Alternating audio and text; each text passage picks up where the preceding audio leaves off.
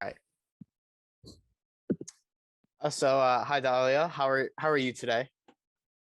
I'm doing great. Thank you so much for having me. Anytime. I kind of just wanted to start off by asking, what do you do with the Tyson Group, and what do you do with Win Again Academy? So I'll start with Tyson Group. Okay. I am a client activation coordinator. And so taking you a step back real quick, I came on with Tyson Group as a BDR or a business development representative. And that was very much like an inside sales job that you would have for a sports team. But Tyson Group deals with business. So business development is kind of the B2B or business to business side of that. So was making the outbound calls and prospecting new potential clients and setting those meetings.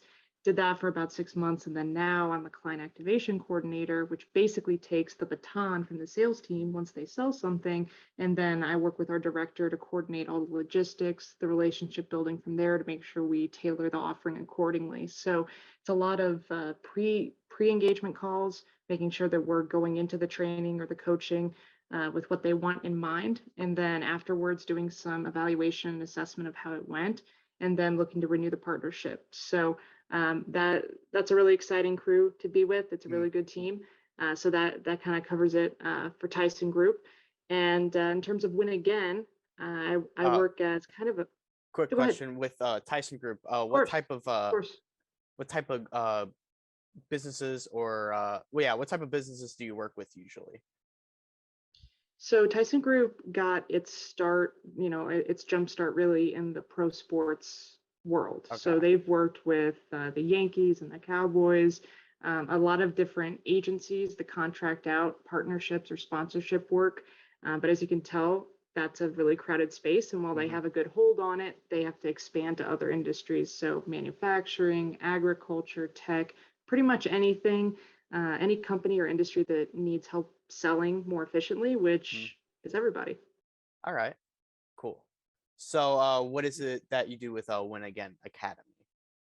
Yeah, so the Win Again Academy is a company that specializes in helping athletes, whether it's collegiate, Olympic, professional, helping them transition or win again Mm. in their next chapter after they retire. And we love to, the founder, Mark, and I love to work with athletes if we can while they're still playing so that we can get them started just thinking about what they might want to do so that when they hang it up for the last time, which for many athletes is earlier than they expected, Hmm. they're not throwing on the brakes and thinking, oh no, what what do I do now? So I kind of work in a Swiss Army knife role in the best of ways because I help with the programming, coordinating the virtual events, the virtual networking events that we have, and then also working with the athletes and the founder Mark. So it's kind of everything and anything. So are there I don't know how to word this, financial help assistance with that, people with that group to help kind With of, Win Again, yeah, financial in terms of like like, helping athletes get yes. paid. Oh, Mm, okay, yeah, kind of like yeah. representation. Hmm. Yeah. So, no, it's a great question, Alex. I actually just got off a phone call before my meeting here with you, and I was speaking about potential endorsement opportunities with the athletes we work with. So, yes, that is part of what we do. We have a three-part mission, which is earn, which Mm. is like representation, learn, which is the programming that we have to help them be successful, and then connect, which is the virtual networking events that we hold. Okay. And kind of like what other like specific things that you try to help like athletes with? Is there philanthropy in that involved with that as well? Sure, yeah, there are a Yeah. number of organizations, philanthropic organizations or charities that we work with predominantly with getting kids into sports at a young age and helping athletes champion that cause. But we also, you know, the impetus for the company, the beginning of the company was off of a book that Mark Moyer, the founder, actually wrote called Win Again, transferring athletic excellence into business success. Sorry. And so he wrote that book, Alex, and essentially what it was is a playbook for athletes or anyone in transition, like the military or someone who just wants a different position in life, to identify their interests, identify their strengths, bring them together, and then help them on the job search process so that when they identify a position they want, they have the tools to kind of move themselves into that role. So do you also see a lot more than just athletes come through that program as well? Or is it just athletes? Yeah, you picked up on Yeah. that pretty well, Yeah. and I was hoping to make that obvious. So I'm glad you Mm, asked. So Mark does a lot of work, obviously, with athletes, but he mm. also does a lot of work with veterans, so people who are transitioning out of the Okay. military, because that's a very big difference in life. And then also anyone who's looking to either change a role within a company, within an industry, and then we also have a lot of sport field executives who come to these networking events looking to collaborate with the athletes, and then the athletes love to collaborate with these executives. So it's kind of a community that brings Okay. everyone together. So have you guys seen also, like, during the pandemic, a lot of people have been kind of Mhm. quitting their jobs and kind of moving on. What have you kind of seen through that? In terms of what we do at Win Again. Yes. Yeah. Yeah, so it's interesting in the sense that there are a lot of people who are choosing to move on, Mm, and we've seen that as a giant opportunity just in terms of our virtual networking events. The beautiful part, like I said, is it is virtual. And before COVID started, shoot, almost 2 years ago now, Mark had already signed on with this virtual platform that's different from Zoom and Teams, that really allows you to interact and mm, have a say in where you want to go virtually, in the different breakout rooms. And so we love it because you can actually see people's profiles before you go over to what we call their tables. mm. You can actually see what they do, who they do it with, meaning their company, and what opportunities they're looking for. So you really get to do it yourself in terms of the networking opportunities, and whether that's potentially collaborating with an athlete or other sport executives or individuals. We've seen it as an incredible opportunity, and we've seen our community grow outside of just athletes because Mm. of that. By any chance, were you at the sports panel? Is that how we met? I don't think so. You're talking about at UMSL? No, it wasn't at so I forget. Honestly, that was a very vague thing that I just said, but that's all I remember is it was called a sports panel. And anyways, the software that you were just describing with the breakout rooms and there being like tables that you could see is, I think, what we Hmm. used. What is it called again? The that software. The software, so the community that we've created on the software is called the Club Room, but the software itself is Remo. Okay, that's, I think that's different than what we use, but yeah. Okay. Um. So you, before that, you were in St. Louis and you worked with the ambush, correct? I did. Yeah. I did. So can Mhm. you talk a little bit about that experience? Yeah, it was an interesting experience in that it was right in the heart of COVID. I know we're still in COVID, but Yeah. it was right in the middle of everything when we were still having limitations on how many fans could come to games. And my capacity was not so much working to sell tickets, but to sell sponsorships or partnerships within the family arena, and then also on social media or whatever other channels the team wanted to do. So it was very challenging because it's hard to convince companies or organizations that you're going to have a certain number of eyeballs on your ads or your halftime activities that are sponsored by a certain company when those eyeballs simply aren't there. Hmm. And so it provided kind of a trial by fire in terms of even getting people interested. And then once you got them interested, and as much as they would want to support the community, then you would come up with budget issues. So a lot of it was prospecting, similar to what I did at the beginning of Tyson, really just cold outreach to companies. and gauging their interest, trying to build interest, and then have initial calls and see what could develop from there. So luckily, like I said, we were able to get some fans into the family arena to see the games. And when it's a small team like that, you have to work the games, you have to kind of be in the trenches. And so that was the fun part, was to actually be able to interact with people on game days. Okay. And when you were cold calling these companies, was it Mhm. mostly just like sponsorships, or what was that about? Yeah, it was predominantly sponsorship, Mm. but it could also be getting groups out, groups of tickets, which actually was a little bit easier to do that because we could cluster people together and still have them spaced out from other people within the stadium. How many fans were you guys allowed at Family Arena?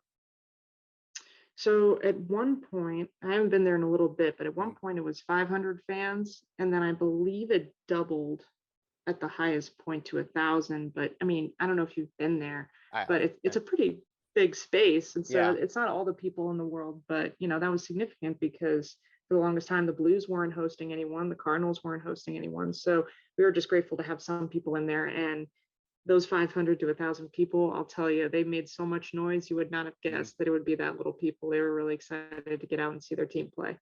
Were you just the sales executive for the ambush, or was it for Family Arena? It was for the ambush. Okay. I just wanted Mhm. to make sure because I know I've seen the arena football, or I don't think they exist anymore, but I was Yeah. I've seen the arena football team there before, and I think I've been to the circus there a few times. So yeah. Yeah. Mm. And so you also did sponsorships with the Hoots, correct? Yeah, I did the Mm. O'Fallon Hoots. So I'm actually doing an internship there this summer. I'm doing Oh, nice. yeah, ticket sales. So I was Oh, wondering, can you talk about your experience with the O'Fallon Hoots and everything that you did there, every kind of just what you learned from there as well? sure, sure. I think that's another great example, in addition to the ambush, Alex, of an opportunity where you're on a small team. And even though you have one role on paper, you wear all the hats, which is Hmm. great because that's how you get exposure, that's how you get experience, that's how you learn. So I came on as a corporate sponsorships intern, and I it was really neat. I got to report directly to the assistant GM and the GM. I don't know if you've met David Schmoll yet, but he's the best. I really enjoyed working with him, so shout out to him. But worked with him to strategize Mm. about what kind of organizations, either philanthropic or for profit companies, that we thought would benefit from exposure and really contributing to the community team in O'Fallon. And so that would include prospecting, that would include Mm. initial outreach like emails, calls, LinkedIn messages, really any creative or unique way you could have to have those initial outreaches. And then once we would get in contact with them, I was able to sit in with David on pitch meetings Mm. or kind of check-in meetings to see where we were with the process. Obviously, with COVID, there were still restrictions with how many people could be in the stadium, where they could be. And so, really just modifying what we had already agreed to make sure that they got their value out of it, even if it appeared in a different way from what we had initially Mm. planned. And then, in addition to that, I was helping with some of the other interns and other full time staff creating the theme nights, which is always fun. Minor league baseball is always fun and goofy Mm. and something that you don't really get to do necessarily at the big league levels. So I know my group and we created a dog Olympics theme night, and it was essentially where all these dogs would be doing modified Olympic Mm. sport activities, and all kinds of treats and stuff, and their owners would be on the field. And so I actually left the team. My internship ended before that was implemented. I Mm. think they implemented it, but that was a really cool part of it too. It was a close knit group. It was a small group, and you were really able to expand yourself beyond whatever your official duties were. Okay, pretty cool. So I actually w- sorry, I just lost my train of thought. You're good. Yeah.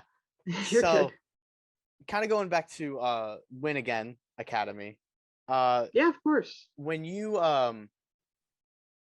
when you work with them, do you see like a bunch of like athletes from like, teams like the Ambush or a team like the Hoots? Do you see a lot of those type of Yeah. players? Yeah. No, it's a good question. I Mm. I think that yeah, there are athletes who I mean the Hoots are interesting. For whoever may be listening to this, the O'Fallon Hoots are a wooden bat collegiate summer league, Mm. called the Prospect League, and so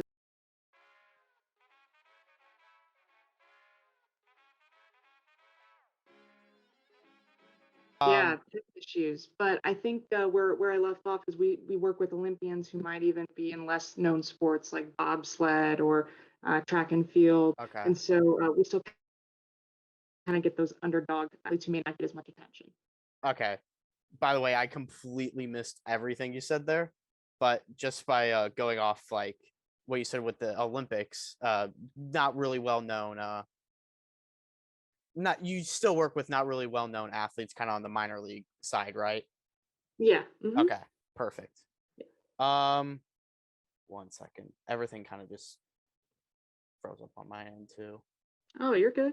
Tech is Technical. great until it stops working, so I Yeah, understand. perfect time, right?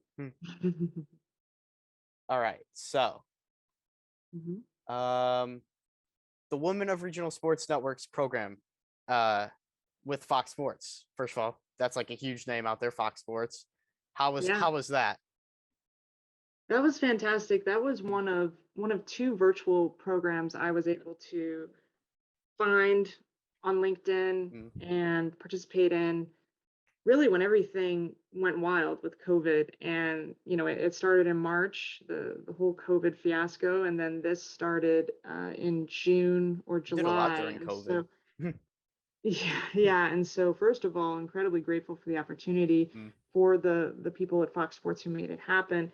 And then, it's really just a credit to putting yourself out there in terms of LinkedIn and networking and seeing what's possible. So, it was a really neat experience. It was 6 weeks long, and we met once a week to get exposure to different aspects of the media side of sports. Now, sometimes that was sideline reporters, sometimes that was, more like writers for Fox Sports, but other times it was, the marketing, the management qualities, the leadership, what it means to be the CEO of an RSN or a regional sports network, which for you and me would be Fox Sports Midwest or Bally Sports Midwest, because that's our market. That's what Right. an RSN is.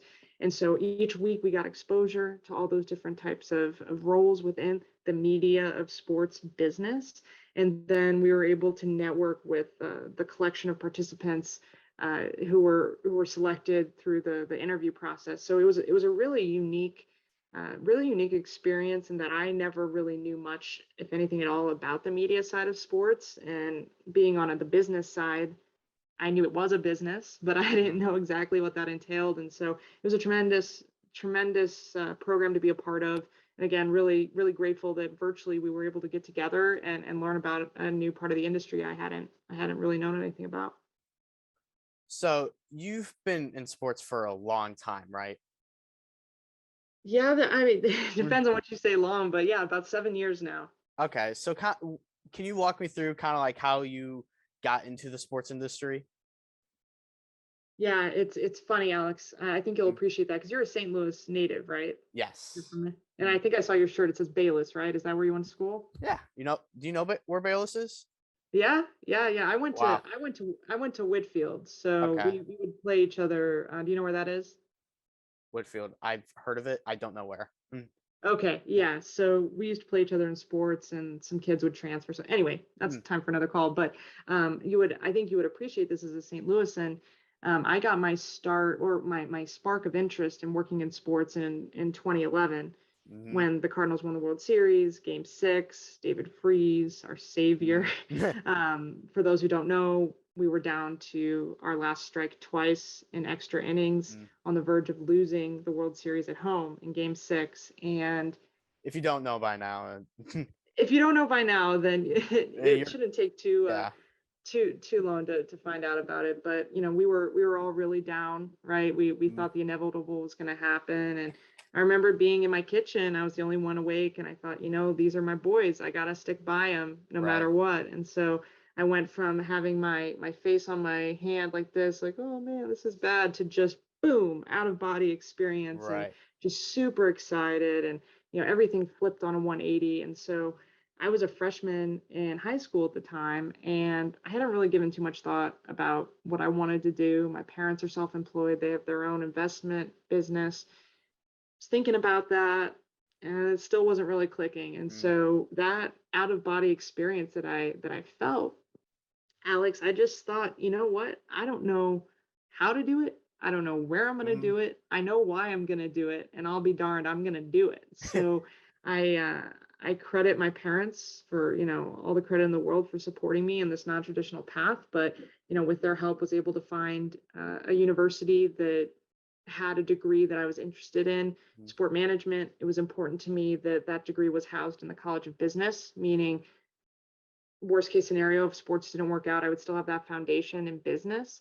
And so I was able to go out to the University of Colorado in Colorado Springs and achieve that degree, get tons of incredible experience in and out of the classroom, and then come back home to Maryville and get my MBA with sport mm, management emphasis too. So it was very apparent to me early on that while I didn't know exactly where within the business I wanted to be, I knew I did not want to be on the science side of things, because you don't want me taping your ankles. So that's really where I went. I went to school with eyes wide open and took any experience I could get. And now here I am. cool. Yeah, that 2011, that was awesome. That was incredible. Mm. And so while you were in college, did you do Mhm. anything? Did you participate like in athletics, or did you like do any volunteer work during your time in college? Yeah, so my playing career peaked in high school. I had some Mm, health issues that stopped me from there, but I played lacrosse and I oh. loved it. And I was crazy. I was a goalie in lacrosse, which you can get quite a beating, and it can be punishing. But I loved it. It was very much a mental game, and I liken it to being like a catcher, in baseball, where um, you're the only one who sees the whole field. And my favorite mm, player is Yadier Molina, so it worked out really well. And but that's where my playing stopped. I did some mm, intramurals here and there in college, but my sport management degree, Alex, required mm, 2 internships within the field to graduate. But before we could do that, we had to do X number of volunteer hours within the industry. So I was able to work collegiate wrestling tournaments, mm, and event management, and selling tickets, and helping with the player operations of either tournaments or single events. It was something very important, obviously, because it was required of the program, but it was a nice way to get your feet wet before you actually did your internships for credit. And most of my internships were unpaid, so I guess you could call it mm. volunteer work. But yeah, no, a lot of different experiences. I was able to work in Olympic, collegiate, and professional sport while I was there. So very grateful for the opportunities that I had. If I'll get back to the Olympics real quick. Yeah, sure. Goalies in lacrosse, they don't wear any pads, right? If I'm not well, mistaken. well, let's put it this way, Alex. I don't know how many pads they were going to have me wear, but I went to Dick's Sporting Goods and loaded up on pads Okay. because, I mean, you wouldn't know from just seeing me here, but I'm 6 feet tall. And so I'm as tall as the goal, which is nice, but it Okay. also makes you a prime target for those balls. So, Mm, yeah, I definitely, helmet, the whole deal, a lot of padding for sure. But I was always of the mindset of I'm going to stop that ball no matter what, even if I have to fling my body and in front of it. So definitely black and blue some days, but yeah, I loved it, and I do miss it, even though it mm. was a crazy time. I'm sorry that was off topic, but I've seen No, I've seen lacrosse before, and I think the goalies, I don't know how they do that. That's oh, they're insane. crazy. Yeah. There's a screw loose, no doubt. So kind of going back to the Olympics, you said Yeah. you just told me you worked the Olympics and volunteered. What'd you do with that? So I didn't work at an actual Olympic Games. I worked Okay. with USA Fencing, which that is an NGB of sports, so National Governing Body of Sport. And in simple terms, it's kind of like the company of the sport. You have USA basketball, you have USA swimming, you have USA track and field, you have USA fencing. So I worked for the company of fencing, if you will. And so I went as a membership intern, and that was my first real, chunk of time where I had an experience in sport. And it was membership, and I didn't really know what that was. I mean, I was just like, okay, let's get this experience. And what it really materialized into, Alex, was a service role. So we would have members, just like you go to the YMCA, you go to a gym, you have members, right? And so we would have individual fencers who would go to these fencing clubs. Yes, they do have those. Or you would have the teams, either club teams or Olympic teams or high school teams, collegiate teams, whatever that looks like, and really staying on top of the benefits that we offered, because you had to pay to be a member, an official USA fencing member. And so making sure that they not only had access to all of those, but keeping an ear out and an eye out for what could be improved, what can make them exceed their potential in the coming years, so that when we adjusted our membership benefits, not only were we giving them the tools they needed to succeed, but it's stuff that they actually wanted and felt like they needed to get to that elite level. So a lot of communication with the members, with our director of membership, a lot of communication via email, phone calls, making sure everyone's logistics were good for registering for international and national events, kind of the whole 9 yards. In a way that it kind of reminds me of what you do now. It's not the same, but like I could see the skills kind of transferring right over, just with helping athletes get either to the next level of their life or just the next level to playing. Yeah, no, you're exactly right. I think that's a great observation. And I think about that too, whether it's with what I'm doing with Win Again or what I'm doing with Tyson Group, every day is game day, as cliche as it sounds. When you're in business, when you're servicing other people, yes, they're paying you for that service.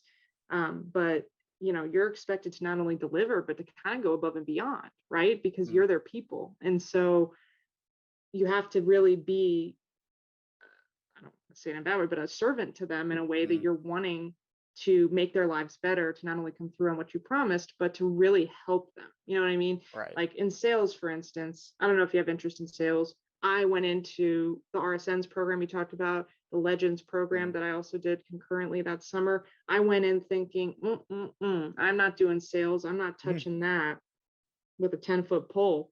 But what I learned in that Legends program is that sales can be a noble profession if you go about it the right way. And there's not one right way, but your intentions are good and you truly want to provide a solution for whoever you're serving. So it is exactly what I'm doing now. And it's kind of funny that you brought that up, because as much as I think about that, my first ever experience in sports was service. And now here I am on the service side as well. So good observation. Did you know you were going to get into service, or did that kind of just happen? Well, I called it my sampler platter when I was in Colorado Springs, the different types of sports I was engaged with, but then also the work I was doing. I mean, I did compliance for the Mountain West Conference. I did membership. I did event management. I did some sales, and then eventually rolled over into service. And I think the best kind of way to explain it is, like you said, Alex, it just kind of happened. And I think that just comes through the more exposure and the more experience you get, you learn more about yourself, you get more mature, and you kind of give yourself permission, because you get to a certain point where you got to, pick a lane, at least for now, and you decide what you don't want to do. Like Mountain West Conference, great people, fantastic experience, probably the best internship I ever had, not because I enjoyed it the most, but because I knew at the end of those 5 or 6 months, whatever it was, I knew I didn't want to do compliance. Wow. And that's okay. I was of the mindset beforehand, like, oh, I've got to like everything, and I've got to, make sure I'm good at everything, and I've got to make a good impression to every single person, which, don't get me wrong, first impressions to people, you only get one shot. So do a good job. But, I got through with that compliance internship, and I learned how a huge athletic conference works, the hoops that you have to jump through, and how to service those people within the confines of the rules. But then I realized I don't want to do that for the rest of my life. So I just kind of filed it away, learned what I learned from it, still am in touch with people with whom I worked there. and just moved on. So I think it comes with, starting wide, kind of narrowing it down a little bit, and then looking inside yourself Mm. about what's important to you. And for me, working with others and helping them exceed their expectations and making it easier to do that, that's what I'm all about. So I think also being an athlete helps with that. As cliche or corny as teamwork can sound sometimes, I am a team girl. So I love to be able to be a part of other people's success. So yeah, I think it is funny that it started there, and here I am, and I see that that's going to stay the same for a while. Did anyone kind of guide you in that path, or is that just you, or any mentors along the way? Oh, on the service side or just in general? Just in general. Just in general, Mm. Alex, I have been so fortunate to have so many different Mm. mentors. And, I want to take that apart for 1 second. First of all, I'm a firm believer that not everyone you meet in the sport industry is a mentor. Mm. It's just not. That doesn't mean you can't learn from them. It doesn't mean you can't stay in contact with them. It doesn't mean that they're bad people. It doesn't mean X, Y, and Z. But you're not going to click with everyone. You're Right. just not. And if you did, it'd be one heck of a boring world. So that's something that I've had to learn through my maturity and my experience in life and my career, Mm. is that you don't have to click with everybody. And if you try to, then you're going to exhaust yourself and you're not going to have any meaningful relationships because you're just trying to throw a dart at the same peg. It's just not going to work. So Right. that's one thing that when it comes to networking, I've put myself out to a lot of people Mm-hmm. in terms of, just casting a net, doing informational calls, informational interviews, learning about what they do. Um, but I'm not in touch with all of them on a weekly basis. I'm not in touch Right. with them all on a monthly basis because A, it's not feasible, and B, you just owe it to yourself to really focus on the relationships you want. So, but in terms of mentors, yeah, I've had really phenomenal mentors both on the academic side, especially at UCCS, my undergraduate school. Ian, Spencer, Tommy, and Rachel, and Dr. Olson. They helped me kind of slingshot start my career on the academic side. But then, I've been fortunate to have others who work for an NGB, like USA Bobsled and Skeleton. Darren Steele, who actually competed in the Olympic Games in '02, and he's Mm. been a tremendous mentor for me. And then also on the team side, Clay Cardenas used to work for the Columbus Crew, which is an MLS team, Yes. obviously in Mm. Columbus. And, he's just been tremendous. And then that women in sports, the RSNs, phenomenal women along the way, Leanne Morgan. So it really is phenomenal when you put yourself out there to so many people, how you do end up clicking with those handful, and how they're so important to your success. And I would argue, because I have people who, like you, who want to reach out and have a conversation about Mm. my experience in sport. They have questions, what have you. I almost argue that I learn more from you or the next person who I have these conversations with than you probably do from me. So it's totally mutually beneficial. And I mean, there's no doubt I wouldn't be where I am without my mentors. So I am grateful for them. My last question for you was about to be, what is your biggest tip to get into the sports industry? But I feel like you just answered it. Uh-oh, I got Yeah. ahead of the game, Yeah. huh? I got ahead of the game. I Well, mean, I think go ahead. that's no. I didn't mean to cut you off, Mm. but I think that that's important. I think, people, I don't mean to harp on it, Mm. Alex, but network. Okay, great. But don't ram your head against a wall just because people say to network. Like, there's got to be substance, and you have to give yourself permission to take a learning experience, take a phone call, take an email exchange, whatever it may be. Mm. Take it for what it is. And then if you click with them, great. If not, reach out to them every once in a while, whatever. And then make sure you have those handful of people or less who you can really lean on. And, passion has to be, passion for this industry is what got me started, right? Game Mm. 6, David Right. Freeze, holy cow, right? Mm. It's that out of body experience. And when I do have down days, I do watch the replays of that game, because any St. Louisan knows that if you do, it just slingshots you into a good mood. But the passion only gets you so far. It's hard to work in this industry. And Mhm. that's not meant to scare anyone. That's not meant to, boo people who want to get in here.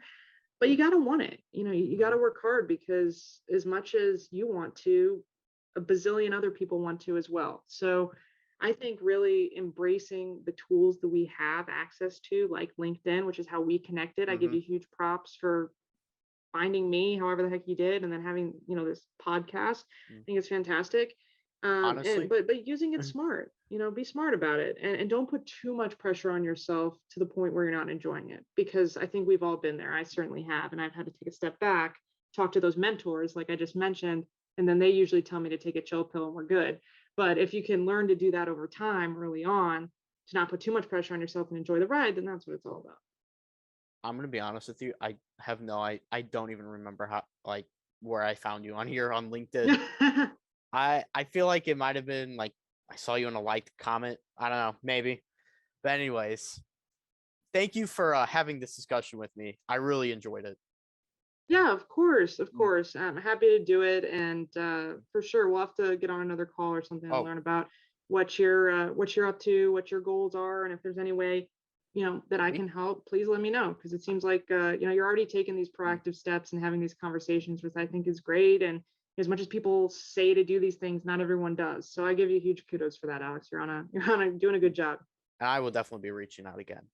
So thank Yeah, you. please do Yep. anytime. So thank you for coming, and I'll talk to you later. All right, sounds good. Take care, Alex. You too. See ya. All right, bye. Bye.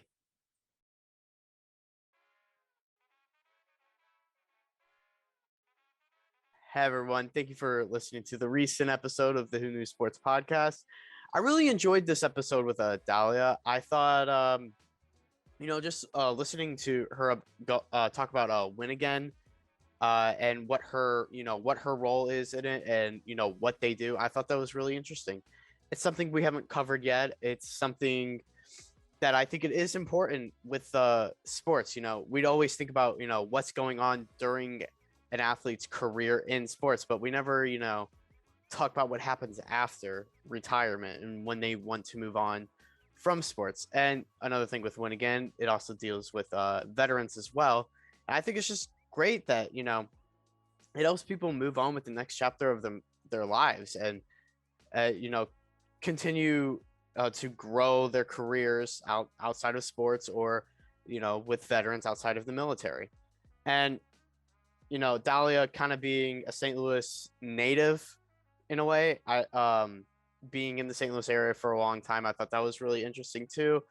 Her bringing up the 2011 World Series, as if if you should know by now that that was pretty amazing, and that it really goes to show how important like sports is, because like for me 2011 was huge too, and like that kind of got a lot of St. Louis fans into sports. It kind of like propelled them to get into sports careers, and it's just really interesting to learn about like what really got people into the sports industry.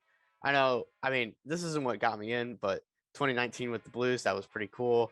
That was awesome just to watch them finally win.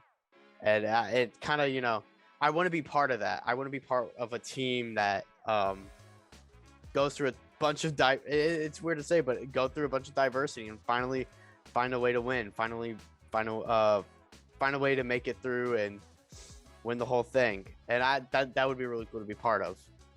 But she also talked about her regional sports network program with Fox Sports as a Fox Sports intern. And well, she was actually it was more of a remote intern, if I'm not mistaken.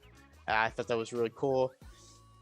But yeah, Dalia is just a great person to talk to. And also, if you're interested with doing working with the Hoots, she was also with them too, as you heard. And yeah, there were some minor issues during the interview with me and her, but just some internet issues. But yeah, we got through it. It was great. I loved every second of it. It was something that I didn't really even know anything about, like Win Again before that.